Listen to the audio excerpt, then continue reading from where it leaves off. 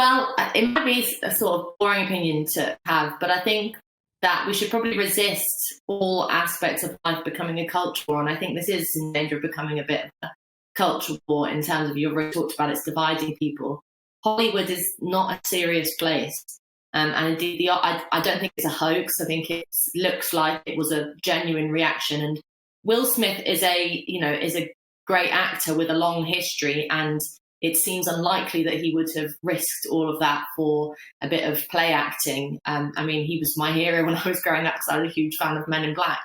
And, people react in strange ways, but I think we should resist this becoming a huge sort of dividing point among cultural discussion, because there are two sides of it. Yes, you should be able to take a joke, and as it happens, G.I. Jane is that was an incredibly attractive character. I remember my mum shaving her head to look like her at the time. I've got a home video of it.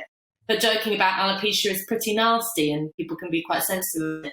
So Leo will have views on the fact that, it's quite normal for a comedian to pick out someone from a crowd and pick on them. That generally is what happens. And so I suppose you could ask the question, well, why can't we take a joke?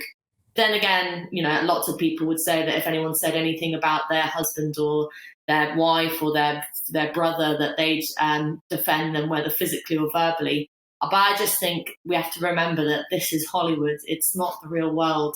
And I am a bit kind of bored by the suggestion that this tells us something huge about masculinity, or it tells us something huge about double standards in the academy. I mean, it's the glitz and glamour and the ridicule of Hollywood is pretty normal, I think. Take all that in the spirit intended, but I do still draw your attention to the fact that, OK, it's our Twitter poll, but I suspect it's not a million miles away from the truth. We're giving people 4 options as to how they respond. The fifth is it's a hoax, and 45% of people say that's what they think. So it tells us something about trust in institutions and that sort of thing.